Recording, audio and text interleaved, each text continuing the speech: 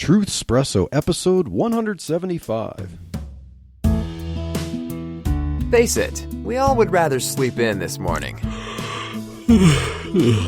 That's why God gave us espresso, to kickstart our zombified corpses into hyperdrive.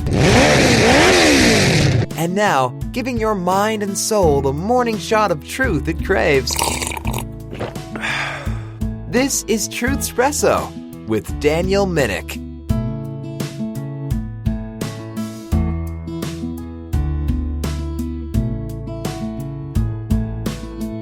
Hey there, this is Daniel, your host for Truth Espresso, and we're continuing our series of episodes, our Monday series, talking about Easter. And I know Easter has passed, but it is not passed on Truth Espresso because we are continuing, and we'll close up soon a series on Easter, and we talked about the politics of Jesus' Holy Week, triumphal entry, his contentions with the scribes and Pharisees, his trials last week, and now this week we're going to get into kind of a difficult topic here, but the actual crucifixion, the pinnacle really point of all of history. And so thank you, sweetheart Chelsea, my sweet beautiful wife and co-host, for doing this with me again. Yeah, of course. Thanks for having me. Okay, so where did we leave off? Well, yeah, so we had Jesus' trials. We mentioned that he was led away to be crucified, and we asked the question, who put him on the cross? And we answered that with quite a slate of different answers. And so if you haven't listened to last week's episode, and the week before that, and the week before that, on this series, get the whole picture. It's quite intriguing for the account of Jesus and everything that led up to this point. And so now we're going to start the timeline and some facts about Jesus' crucifixion here. And so this is, there's debates among different theologians, Christians, about when Jesus was crucified. So, sweetheart, what day of the week do you believe Jesus was crucified? Oh, yikes. You want me to engage in this debate? Sure, Yeah, I think it seems like it was Friday. Friday. So. Yeah, that's the traditional day, and yeah, I agree with that. I mean, I know when I grew up, I was taught by people who would say it was either Wednesday or Thursday because they take where Jesus says, as Jonah was in the whale 3 days and 3 nights, so Jesus will be 3 days and 3 nights in the heart of the earth, and so they want to take that as literally as possible. Where are the 3 nights? If he was crucified on Friday and raised on Sunday, well, then later I had to learn that Jewish accounting for time will count if it goes through part of a day, that's considered a day when you're counting. And so Friday, then Saturday, and Sunday is considered 3 days because you also have scriptures that say he will raise on the 3rd day. And so, yeah, he couldn't have raised on the 3rd day if he had to have been dead 3 full days and full nights, a full 72 hours. But yeah. It's okay to consider Good Friday. I'm not, knocking anyone who thinks it was Thursday or so on like that, but I'm perfectly okay with accepting that it was Friday, especially the date fits because I believe it was AD 33. There's lots of reasons, astronomical reasons. Nisan 14th falls on the Friday there on AD 33. Yeah, with the eclipse there, too, happening at this time. And so it all just seems to fit that way. Yeah.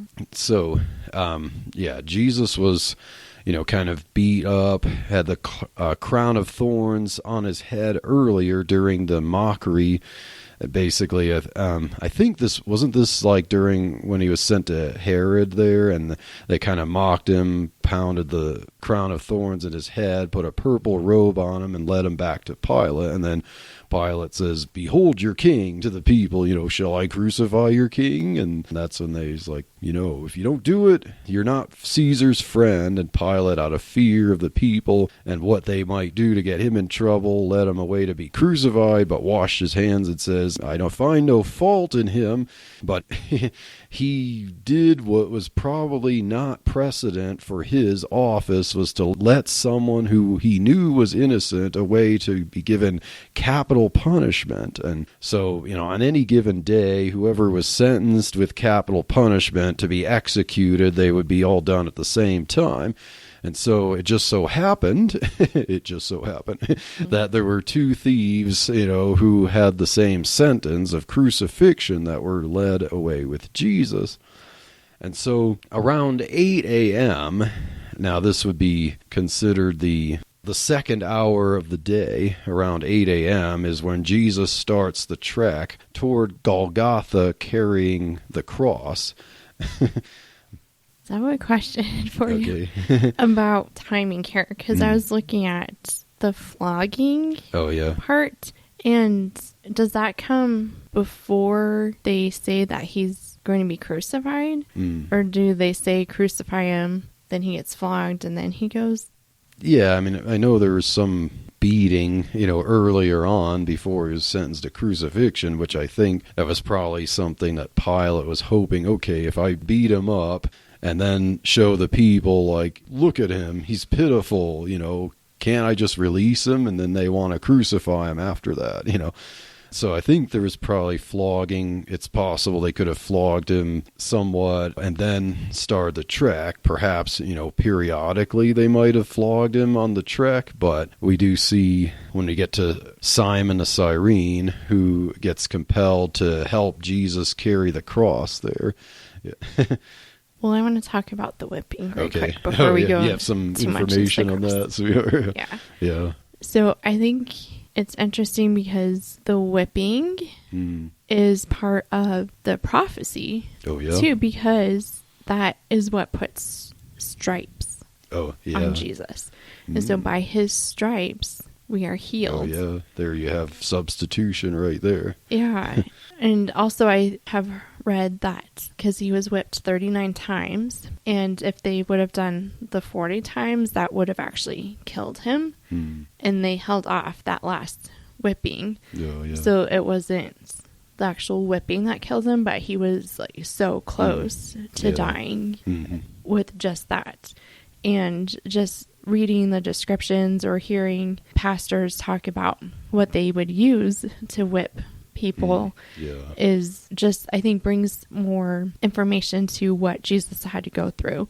And because a lot of times we think of a whip like a leather long whip that we see people use with animals or something. And this was actually a torture whip where they would have pieces of broken pottery or rocks, like sharp objects on the end of the whip, bones, things like that, and they would throw the whip and it would lodge into the person's skin.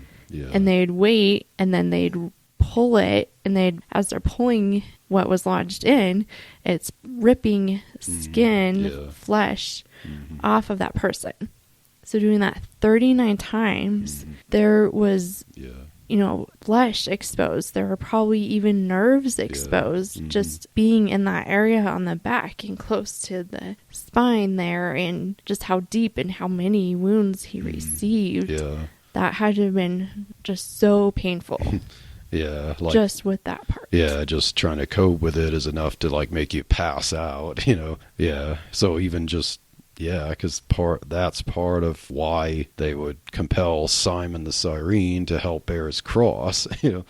The capital punishment here, crucifixion, that the Romans designed was intended to be like just the most agonizing way to die that someone could conceive of, and they intended to make it as painful as possible. As you mentioned, whip them near death, but don't let them die. And like, okay, that's enough. Try to let them recuperate enough so they can bear more pain, And then imagine trying to carry this heavy piece of wood with it like splinters rubbing on your exposed back. And that had to have been incredibly difficult. And I heard that the weight of the cross that he was carrying, like the beam, was about 110 pounds. So that's a good weight to have to try and carry after being through all of that torture. Yeah. Because then at this time, he has his messed up, whipped back and the crown of thorns lodged into his skull. So, yeah. So then about 8 a.m., as I mentioned, they start the trek toward Golgotha. Jesus is carrying the cross, or the staros, the Greek word there. And I know there's different understandings of what he was carrying. Was he carrying the beam, the pole, or was he carrying the patibulum? Yeah, I don't know if we know for certain, but either way, it's a big, heavy piece of wood there. And ultimately, when it gets put there, it forms the cross structure. And so as he's carrying it, it seems like it's apparent why would the Roman soldiers compel Simon the Cyrene to carry to help him was because, just kind of like the whipping there. It's like, okay, the design of this execution is intended to get as much pain out of you while still getting every part of it done, and you experience all of it. So as they perceived, I believe it seems, according to commentaries like John Gill that I was reading, the soldiers perceived, that, it could have been in so much pain that they're afraid he might die on the trip. And you might think, well, so what? That's his execution. But yeah, they don't want you to die before you experience the crucifixion. And so they compelled Simon on the trip there. Someone must have mentioned, he must have mentioned or seen like, oh, it's Jesus. And like, what? Oh, you know him? You're one of his followers? Get over here, help him carry this on the trip, And so they compel him to help carry the wood, the cross there up to it so that Jesus would have enough strength and be able to survive so that they can carry out the crucifixion and that he would experience it. So yeah, just thinking about that's another thing. Like, okay, well, he's carrying that cross and he's like barely able to endure it, and Simon the Cyrene's carrying it just so enough to keep him in pain and conscious enough to get there so they can put on yet more excruciating, literally, pain. Do you ever think about what that was like for Simon to be carrying that cross? Like, okay, it had Jesus' blood on there. Like, that is now touching him. Like, okay, did that make him a believer at that point? Was he a believer before then? And just almost like the humility that it was to be like, wow, this is my King and my Savior. And like the least I could do is help carry this cross for him. So I don't know, just think sometimes it's interesting to think about the different people that are in the scenes here and what they're experiencing too. Yeah, I was reading in the commentaries that, it mentions that he's the son of, now I'm trying to remember the names, Alexandrus and Rufus or something like that. And those names are mentioned later on, like in Acts, I think. And so Simon was some sort of disciple. He had some encounter. He was a follower of Jesus in some sense, so I don't believe, he was someone who thought Jesus deserved to die. And so it's hard to picture, how you would be, how I would be, in Simon's shoes there. Like, okay, I am helping my Lord, and he's dying innocently, I don't know if I fully understand this, but, they compelled him, but I think he had to have some heart to be willing to do this. So then we get to the third hour of the day, because the hours in Jewish time start at 6 a.m.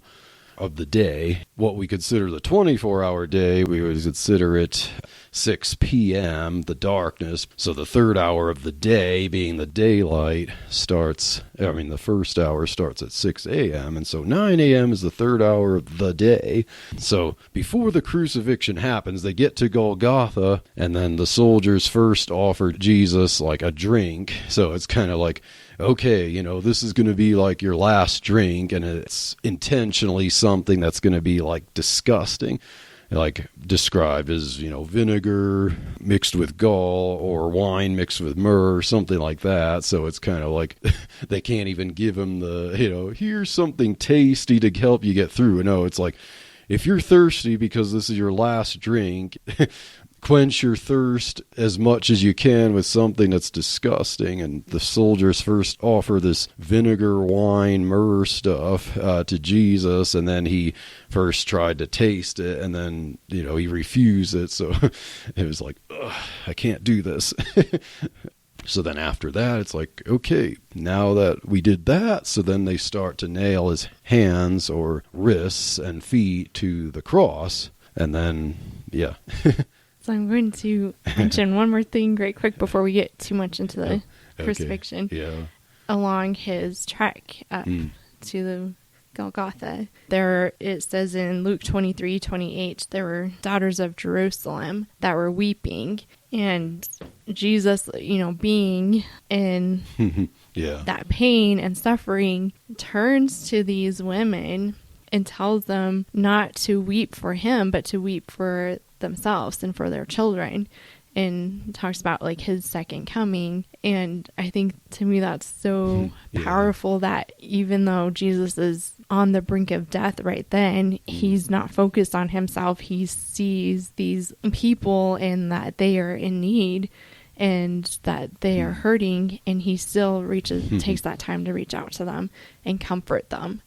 And I don't know, I just think, wow, that's amazing. That to me, it's just like, wow, that has to be Jesus that could do that, because anyone, like us humanly speaking with our sinful selfishness, we would be like, oh, this is so painful, and not even think about anyone else around us. And here Jesus Christ is on his way to be crucified, barely able to walk, and still reaches out to comfort and offer hope to these women. Yeah, it's like, probably if I were there, I'd be like, okay, I'm thankful that some people have sorrow on me, but man, you have no idea how difficult this is, type of thing. Yeah. It's also interesting, as I was reading the accounts of the crucifixion event, to see how the details interpolate in the Gospels and how they will quote prophecies or from the Old Testament. So I try to get as many of them to show, like, wow, like all the details of this, line up with things mentioned in the Old Testament, or messianic and stuff, So when it says they nailed, his hands and his feet to the cross, and John also mentions that, well, actually, never mind, because, where it is, Jesus' hands and feet are nailed to the cross, there's actually a verse that kind of prophesies that. And it's Psalm 22:16, where it says, they pierced my hands and my feet. Psalm 22 seems to be picturing the crucifixion. It's written by King David and his sorrows, but the details are just strikingly, about the crucifixion event. And do you know who quotes this in the New Testament? No one. There is not a single quote anywhere in the New Testament where anyone quotes Psalm 22:16. But I think that's pretty amazing. Like, you'd think of all the verses that anyone would want to quote of the crucifixion event, it would be Psalm 22:16. But they quote verses around it, but they never touch this verse, and yet there it says in plain words, they pierced my hands and my feet. It's pretty amazing. The gospel writers, they quote the verse before, the verse after, but no one quotes this. And in some ways, that's like, I want to say, what were you thinking? You could have just quoted, it would have been so powerful. And then yet, on the other hand, I think it's powerful, the fact that they didn't quote it, because if someone's following along reading Psalm 22, like, and this fulfills this, and they look at Psalm 22, and then they read down, and then they see this verse. Yeah.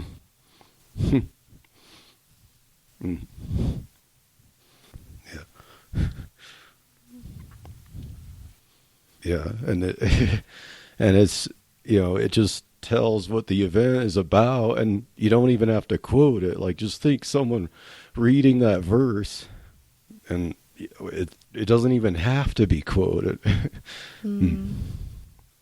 The silence of not quoting that verse is like one of the most powerful things you can do with that verse. So I think learning a little bit more about some of the history and the kind of artifacts that they're discovering about surrounding the crucifixion is just amazing too, because you have so many people that try and discredit or deny the crucifixion and the resurrection, and yet there's so much evidence that just screams out that no, this happened and this is true and this is what Christianity is founded on.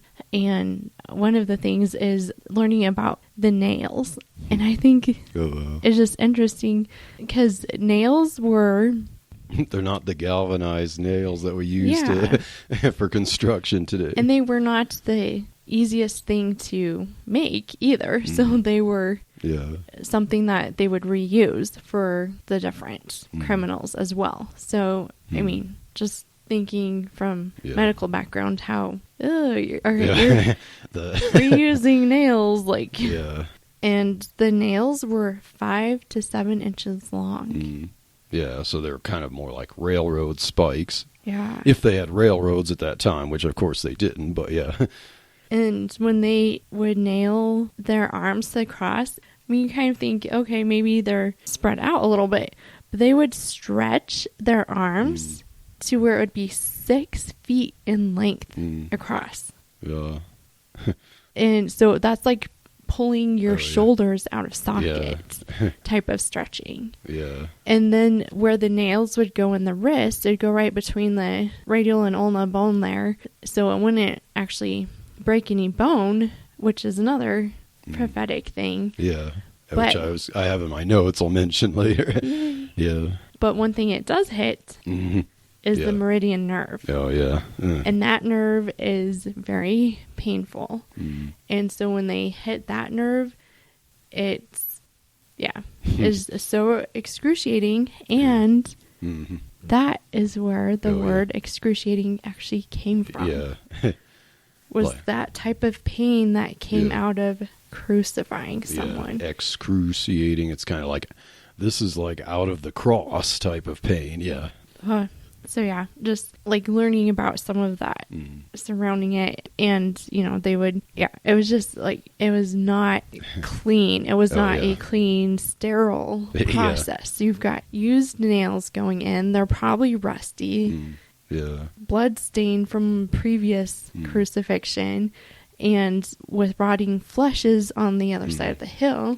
There's bugs and animals. Like, I mean, this is a disgusting, horrible place, a place of death. And I think a lot of times we think, oh, it's this nice little grassy green hill with the sun setting behind it. It's called the place of the skull for a reason. It looked like a skull, but it's like, okay, skulls were probably there too.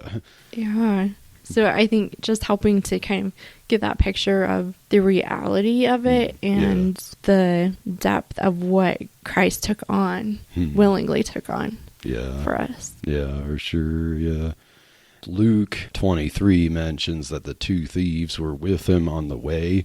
That's the only gospel that mentions that the thieves were there. He was led with the thieves up to the hill. So his cross was hoisted up then between the 2 thieves, and of course just doing that yet fulfills another prophecy. Okay, the fact that they put him between the 2 thieves, where Gospels mention it's fulfilled that he was numbered with the transgressors, which is Isaiah 53 verse 12, where it once again it's pointing out the atonement, and it says he hath poured out his soul unto death, and he was numbered with the transgressors, and he bare the sin of many, and made intercession for the transgressors. So it's like they quote Isaiah 53:12. It's very clear just how it's prophesying this event. So I love that you just brought up the prophecy from Isaiah 53:12, because that is one of the things that Jesus says from the cross. There's 7 statements that Christ makes when he's on the cross. And this is the second one that he makes on there, and it's found in Luke 23:34, where Jesus says, "Father, forgive them, for they do not know what they are doing." And this is just fulfilling that prophecy in Isaiah that he's asking for forgiveness for the transgressors. Yeah, definitely an amazing statement there. Now, I know that with that verse in particular, some Bible scholars will point out that that's a textual variant, but that doesn't mean he didn't say it, even if that weren't somehow in the originally the Bible. But just to point out that I recognize that there's a textual variant with that statement, but I'm pretty sure he said that, and it's an amazing statement that he's saying to forgive them. They don't know what they're doing. They're complicit in this. The soldiers are doing their duty and killing someone who was sentenced, and even the Jews there who were sent him away to be crucified, because they despised him.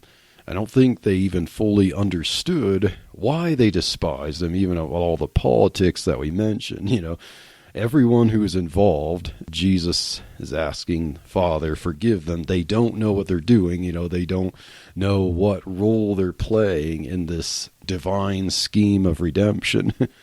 So then we have right after he's crucified and hoisted up there between the thieves, the soldiers start casting lots on Jesus' clothes. And it's amazing. Okay, what was written in Psalm 22 again, this was, of course, before there was any Roman Empire. And then if this is a common practice of the soldiers or not, they're basically playing a game of gambling to see, who wins parts of Jesus's clothes there. And the Gospels mention that Psalm 22:18 is what this is fulfilling, where it says, they cast lots upon my vesture, And it's like, wow, that's pretty amazing. The soldiers, they're just willfully doing this and being playful about it. And yet they're fulfilling this in the same passage that talks about other details about the crucifixion. And then also there's the sign that was put above the cross. And each of the gospel accounts give almost like a window of the full message. So if you're to put them all together, it would say, this is Jesus of Nazareth, the King of the Jews. And so, right when Jesus is being crucified and Pilate writes the message, the chief priests say, don't write the King of the Jews, but that he said, I am the King of the Jews, because they want to make sure that he's not in any way mocking them, or that we have nothing to do with this. We barely consider him even one of us. It's just like Pilate's mocking him, but they want to make sure he's not an example of our sentiments in any way. Just write that he said this. He's an outcast. And Pilate says, what I have written, I have written. Much to their chagrin there. But now it's interesting with some of the Gospels will give some details that other ones don't, because only Luke actually mentions the difference between the two thieves.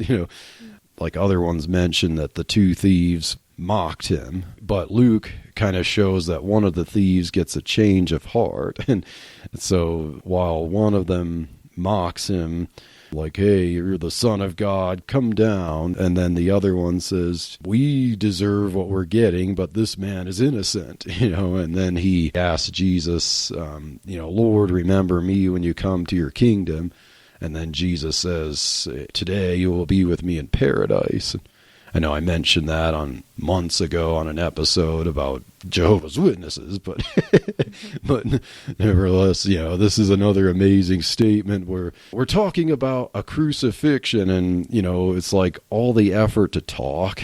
You want to save your breath, because every breath you take, you have to put force on your feet that are already in agony, and basically you're pushing down on the the nail, the spike there, feeling it thrash your flesh just to push yourself up a little bit to take a breath. Like every single breath, they have to do that. But Jesus puts in the effort to speak mercy to this thief to show that he is forgiven, that he will be with Jesus in paradise. Yeah, it's another amazing statement that Jesus says from the cross there. Yeah, that's my second favorite part of the story, again, where Jesus is recognizing someone that is in need and offering them hope. And I like when he's talking to the thief too, he says, I tell you the truth, that today you will be with me in paradise. Oh, yeah. It's truly, truly, I say to you. Yeah. Yeah. So he's not saying, he's not being hopeful or like, well, you know, you keep maybe, or if you keep it up, he's like saying, you know, this will happen to you. So, yeah. And it's something that happens instantly. It's not like, okay, well, wait until, 3 days after you're dead and then you'll see me. But I don't know. I just think that it's so neat how, Jesus continually looks out for the needs of the people. Yeah. And also thinking of, I liked that you brought up how this was even more effort because of how hard that was to just even catch your breath. And when they would push up too, like we were talking about the splinters. Oh yeah, rubbing on your back. Yes. Yeah. So you're rubbing against the wood. Again with all that raw open flesh and woo. Yeah, it like just burns and digs and stuff. Yeah, so you can't even. So you're pushing on your feet there to get the nail to, it's not like you're standing on a platform or using, using the fact that the nails pushed his feet into wood as a platform to thrust upward to take a breath. Well, as you said, their arms are stretched and extended out, so you don't get arm leverage much to do that. Yeah. And your joints are out of socket too, so you don't have that help to the psalmist says, bones are out of joint, which is another fulfilled prophecy there. But Jesus tells the thief, you will be with me in paradise. And another amazing statement of mercy from someone who's like enduring things. And just to mention the thieves again, it's like, when I read things in the Gospels, just the whole Gospel account and just see any person involved in it, and then I think, wow, we would not know about this person if it weren't for Jesus. Like I had an episode about John 3:16 and Nicodemus coming to Jesus by night, and it's like he could talk and preach a sermon on just Nicodemus coming to Jesus by night. We would have not known who Nicodemus was if he didn't come to Jesus by night. And okay, for these two thieves, their destiny was to be like anyone else, enduring capital punishment during the Roman Empire, which was several hundred years. But yet, now the thief on the cross becomes an icon of God's grace, to think, I am saved by grace, like the criminal on the cross, as the song goes. You could sing about this thief on a cross who otherwise, if it weren't just happened to be executed on the same day that Jesus was brought there between them, and then he has faith there, and then we can read about that, and this thief, we don't even know his name or what he did, but what we know about him is his interaction with Jesus and Jesus bestowing mercy and grace on him. It's like now the whole world knows about this thief on a cross. I speak to parents all the time who come up to me and they see what's happening, but they don't know what to do. And I just want to stand up and say, you can do this. Here is a solution. This is Yvette Hampton, host of the Schoolhouse Rocked podcast. Join us each week for a new episode as we offer encouragement and resources on biblical discipleship from popular speakers and authors, as well as parents just like you and me. Find out more at schoolhouserocked.com or listen anywhere you find your favorite podcast. John mentions something that other gospel writers didn't mention, where Mary and Mary Magdalene, Mary's sister, and John, the disciple whom Jesus loved, the youngest of the disciples, while the other disciples are kind of scattered out of fear, like smite the shepherd and the sheep will scatter, another prophecy fulfilled, but not mentioned here, but earlier on. But you have Mary, the mother of Jesus, two other women, at least, and John, who are staying there. And then Jesus, do you have that? It was one of the sayings there, babe, where Jesus tells, behold your mother, and behold your son, So it's kind of, to show that he had that special relationship and that trust with John. There's like scholarly stuff about, why, how that works in Jewish culture for taking care of someone's mother and so on.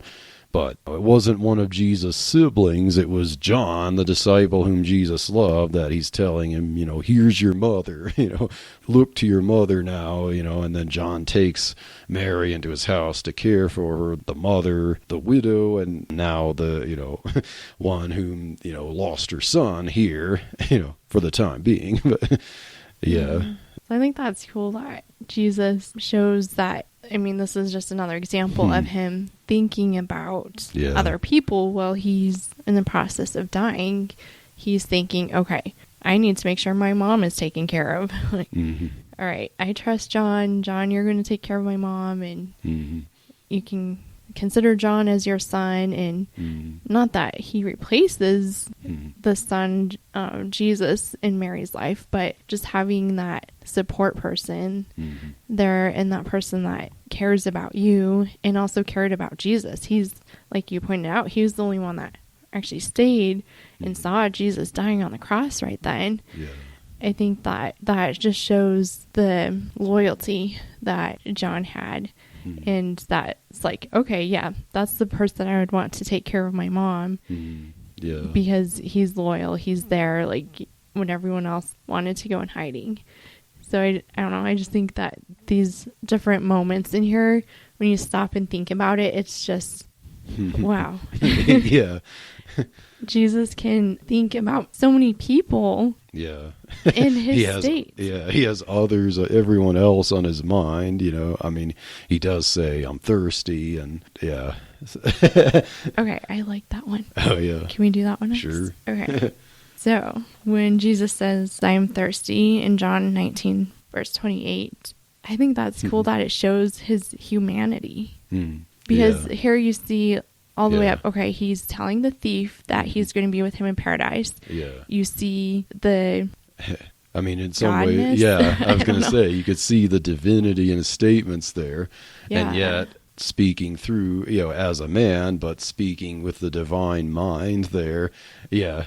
So I was like, just thinking about that a little bit today. I'm like, wow, that's really neat how you see Jesus, the God-man, and then Jesus, like, in the humanity, and that he is thirsty. He is experiencing that pain. It isn't like that's just body hanging there and he's somewhere else. It's like showing that, okay, this is the real experience. He's thirsty. He needs something to drink. And how that is, we keep talking about the different prophecies that are being fulfilled too, and how it had to be man to fulfill the requirement for man's sin. And I think these different pictures of Jesus' humanity here to take our place, and then also the divinity of it, that he can save people and say, you're forgiven, or forgive these people. And it all comes together there perfectly. And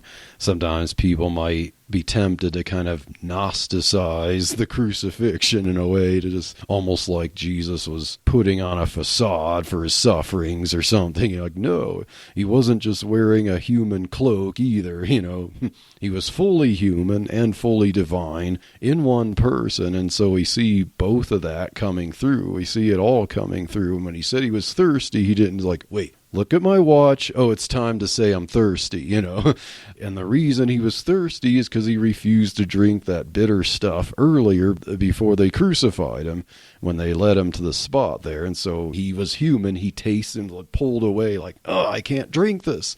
So hours later, when he's absolutely parched, he's like, I'm thirsty.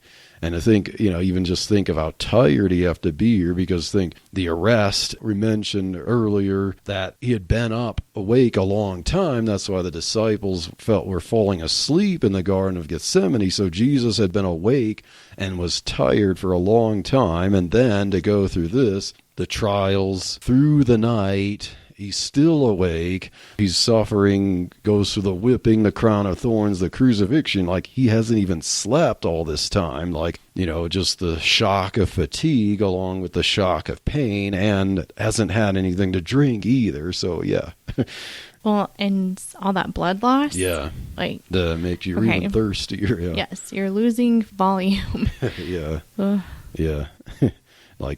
Once you start putting the details together in your mind and realizing, like, whoa, this is even more difficult than I even thought of, whether before I realized, oh, all the details in this. I remember, which I didn't even mention in the last episode, just thinking about it, like, he had to have been tired, he was awake for a long time. So then we have darkness coming at noon. It was about 9 a.m. when he's crucified, and then it's about 3 p.m. when he died, so a 6-hour span, half the daylight portion. So about the 6th hour, which was noon, darkness comes. So halfway through his crucifixion experience is when darkness comes. And that could have been an eclipse. If it weren't an eclipse, I don't lose any faith. Or, if it's just a supernatural darkening, I don't know. It doesn't matter either way, but I think it could possibly have been an eclipse at this time. And it was dark from noon to 3, which would be a pretty, long eclipse. So there could have been some supernatural element to that. You have other things that Jesus said, the last sayings that he had before he expired on the cross. Yeah, so this one is a simple saying as far as it's short. But when he says, it is finished, in John 19, verse 30, there is so much power in that saying. Tetelestai, yeah. Yes. When he says it is finished, he's not just saying, okay, they killed me. He's saying the debt of sin is finally and forever paid for. Yeah. Which is huge. And I think that, I'm not sure, babe, what you think of this part of the Passion of the Christ movie. But oh, yeah. I mean, I saw it once a while ago, so I don't remember the details of it, but yeah. So I liked learning a little bit about kind of what Satan was thinking during this time, like tempting Jesus, or just, so in the movie they're showing like how Satan's kind of excited at first that he's going to be put to death, and he's like, all right, come on, let's just kill him here, kill him there. Like he wants him to be dead because he doesn't realize the extent of what Jesus is doing, that his death is forever and finally paying the debt of sin. Yeah. He thinks, okay, yeah, the Jews, they can have Jesus, they can kill him, but this was a debt that went to all humans, Gentiles, Jews, everyone. Yeah. And so when Jesus died on the cross and said it is finished, this was finished for the entire world, not just the Jewish community. Yeah. And I think it's just so powerful when he says that phrase there. Like, it makes me think of 1 Corinthians 2:7, I think. I don't have that in my notes, but I remember the reference where Paul says, if the princes, if they had known, they would not have crucified the Lord of glory. So we have the statement there about who Jesus is, but if they had known what this is actually doing, they wouldn't have crucified him. Yeah, so there had to be that kind of mystery element there that how many times Muslims and so on will challenge Christians to say, where did Jesus ever say, I am God, worship me? But, we mentioned earlier, he'd do miracles and say, tell no one that I did this, tell no one who I am and stuff. There is a lot of kind of both the divine and human element there with the divine control over the hour that would come, all the players that would be involved, and yet still it was strategy that took into account human factors, like it's going to happen at a certain time, and so not before and not after, and so, yeah. And then his final statement before he dies, he says, Father, into your hands I commit my spirit. And that's in Luke 23:46, which I didn't realize this, but that's actually prophesied. Oh, wow. Yeah. In Psalms 31, verses 3 through 5. Oh, Want me to sure. read that right quick? Okay, Psalms 31, 3 through 5 says, For thou art my rock and my fortress. Therefore, for thy name's sake, lead me and guide me. Pull me out of the net that they have laid privily for me, for thou art my strength. Verse 5, Into thine hand I commit my spirit. Thou hast redeemed me, O Lord God of truth. Yeah. And Jesus sure. quoted that, Is that a quote or a prophecy? Well, I mean, he quoted that, but just like he quoted Psalm 22, verse 1, where he says, my God, why hast thou forsaken me? That was one of his sayings. And people around him, if they weren't thinking of Psalm 22, they're thinking, oh, he's mourning, he's a guilty criminal, he's crying out to God for forsaking him. But if people read too much into that about, like, say, the Father turns his back on the Son, we have songs about that and stuff, but really Jesus is kind of starting, the prophecy dance there. In a way, just kind of like someone that says, amazing grace, how sweet the sound, and then if you know the song, you could quote it in your head or you start to think about it. So he starts the the prophecy dance of Psalm 22 going by starting the words there, Yeah, because there's even more Psalm 22. Part of my garments, my lips are dried like a potsherd, like there's thirsty. His bones look and stare upon him. They're out of joint, all that's prophesied. They pierced my hands and my feet. Dogs compass me about. They part lots on my vesture. Like all of that's in Psalm 22, which they did, not even intentionally realizing it's all lining up with Psalm 22 there. So then Jesus expired on the cross at around 3 p.m., which means he had a 6-hour crucifixion experience, which was shorter than normal. Just thinking of how excruciating that is, because we know Jesus was enduring more than just the crucifixion itself. He was enduring the atonement for sins, and so I would think that accounts for, he had the strength to say the words of mercy for people, and the thief, and John and Mary and stuff. So when he expired on the cross, and the centurion, according to 3 of the Gospels, he says, truly this man was the Son of God. Luke mentions, he says, truly this was a righteous man. But yeah, just think, that is powerful too. Think of the centurion in charge of the soldiers carrying out capital punishment of someone between 2 thieves. And the centurion, he probably, who knows if he knew who was being crucified, if he did, maybe he heard things about Jesus or whatever, but just hearing Jesus's words from the cross, how he interacted with people, the darkness, just all that went on. And then Jesus dies, and then the centurion is kind of summing up his experience with what he just witnessed about who this Jesus was and how he handled crucifixion. And he says, truly this man was the Son of God. He was a righteous man. Like the centurion recognizes after all this and the way Jesus conducted himself and the powerful, amazing things he said, this was someone who did not deserve what we just did to him. And I can't even imagine what the centurion must have been thinking. Perhaps he got converted at that point, but just to think, what kind of guilt he would then feel, like, I put to death the most righteous man I've ever seen.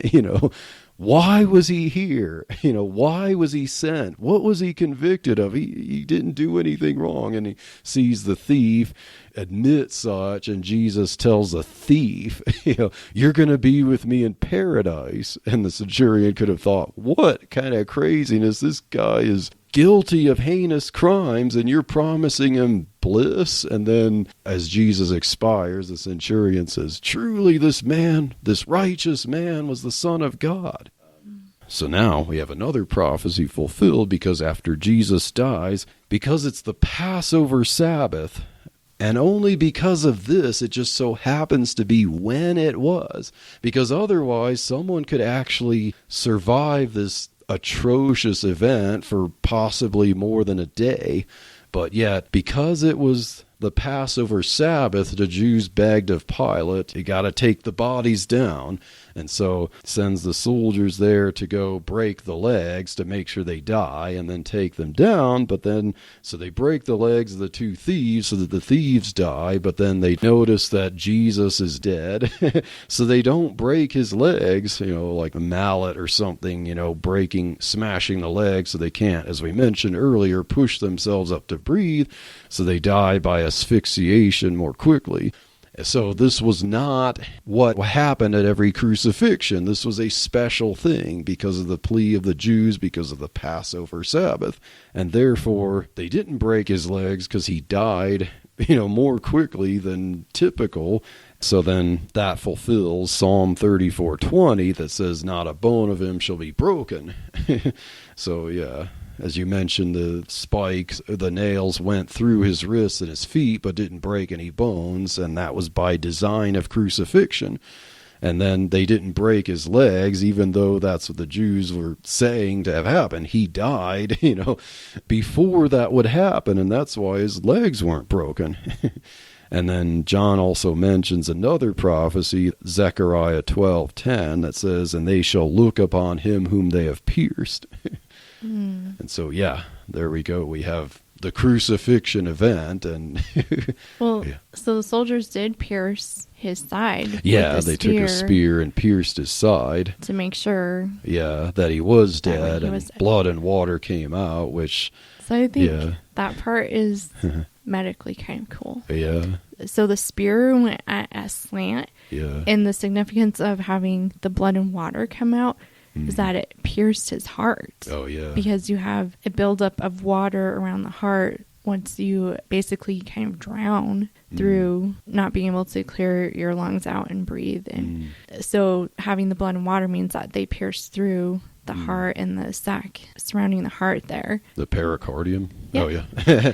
And so they missed bones going through that too, because you have rib cage everywhere. Yeah. So it's just amazing that the angle that they had it at to pass any of the bones and actually pierce his heart. I don't know. To me, that's so amazing that shows.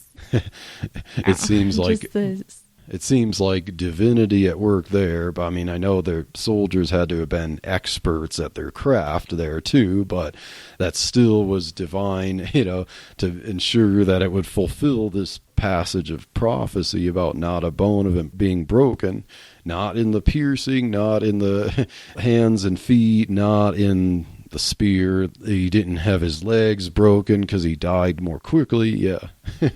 It's pretty amazing. So in having blood and water come out too, that shows, okay, yes, he was human. Yeah. Because he had what you would expect come out. Yeah. As far as the body fluids. And I think it's cool that his blood was poured out. So blood is coming out through this. And then that he's the living water. So I just think that picture right there, I mean, it's gruesome to think that they pierced him like that, but also just the significance in that picture that he was pierced for our transgressions. Yeah. And just thinking, okay, it was blood that was spilled to cover our sins, and he is the living water. Anyone who thirsts and drinks of his water. Yeah. Shelters the water no more. that, yeah, like Jesus to the Samaritan woman at the well, one will drink of the water I will give you, shall never thirst. And John 7, Jesus at the Feast of the Tabernacles, and he shouts out, if anyone come to me and drink, out of his belly shall flow rivers of living water. Yeah.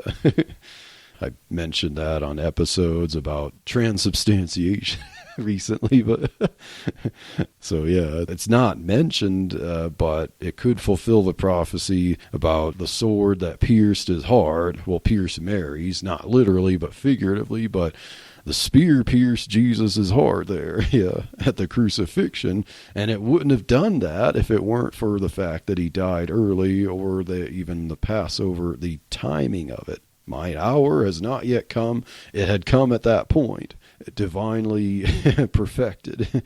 So we have a couple more things before he gets buried. So, yeah, then when Jesus dies, you have a great earthquake, to show just how special it is, the one who died here. This is no ordinary person who died. It's significant. And so the earthquake happens. It causes several things. It causes the veil of the temple to rip in half, and it's a big, heavy, long veil that we're talking about.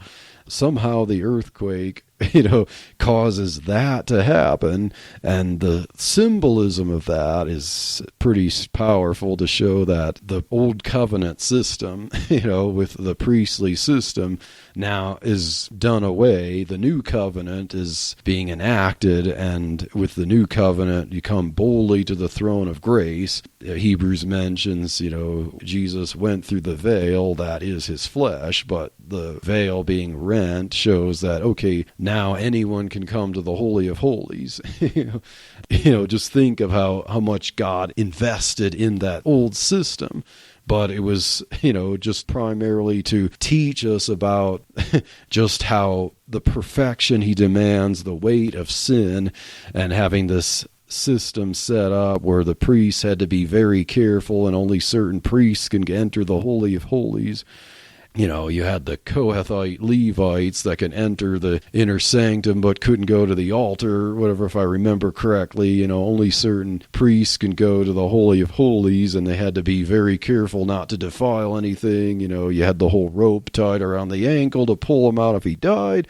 All that's done now with Jesus' death, because he's the Lamb who takes away the sin of the world. And So I have a couple of facts about the veil right quick. Okay. So the veil was actually intertwined, like woven, to where it would not be easily torn, because this was such an important symbol for that separation between the Holy of Holies and entering into that area. So this wasn't something that you could just take a knife to and easily cut or rip with your hands. And the other thing that I think is powerful is that it tore from the top. Oh, top to the down. bottom, yeah. So if, some people are like, oh, someone probably just went in and ripped it. And it's like, okay, no, this had to have been God, because it went from the top, which is really high, and came down, and just showing, okay, God's done with this. We can come, like you said, boldly to him, and we don't have to go through a priest. And why do we not do that? God's like, come to me with anything. And so often we're like, oh, we don't want to bother you, or, oh, this isn't a big deal. But God tells us, come to me. To think that God's not approachable, that he's like, for those who love him and serve him, who believe his son, like, God's not just crossing his arms, like, oh, pitiful person, what is your problem? It's like, we see that right here. He's inviting us to come, all that Jesus went through. This was part of the purpose of that, to show that you really can come to him because of what Jesus did. He's an advocate with the Father. And doesn't the earthquake destroy some of the temple too? Yeah, it probably did, but it's almost like a foretaste of, think of AD 70 there with the destruction of the temple, and Jesus told disciples in the Olivet Discourse about there will not be one stone left upon another. So we have the foretaste of that. The earthquake causes the veil to tear from top to bottom. Now you can enter the Holy of Holies, and those who are still committed, like, oh, let's just repair the veil, let's continue this. Let's continue the temple. We're going to cling to the temple and the old system, like, okay, if that's where you put your faith in and you reject Jesus, the blood of the new covenant, you will die with the temple. The temple's going to be destroyed, as magnificent as it was. And then the earthquake also, Matthew mentions about that some people were raised from the dead temporarily, like those in the graves came out and appeared to many. Seen atheists and Muslims and so on make fun of this if it's like the night of the living dead or like they're zombies and stuff, but that's not what it was. But yeah, that also is showing that it's like a foretaste of the resurrection. Jesus, as he dies, people are raised from the dead, at least some people temporarily that way. Yeah, the power of Jesus' death and showing he didn't die and stay in the dirt, The earthquake, the ripping the veil, and the resurrection there showing, as he said, it's finished, but, he's going to be raised from the dead. That part, it was still to come. Yeah, so you definitely want to stay tuned for our next episode because this one kind of ends heavily. Yeah, heavily, but we see the grace and mercy. We see his death and what it accomplished and even all the mercy of his words on the cross. And yeah, so definitely stay tuned for the next episode because, yeah, there's so much the crucifixion here. We just had to do another episode to talk about his burial and resurrection because there's so much to that. We can't pack it into an hour episode. So thanks for listening and hope your week goes well. God bless.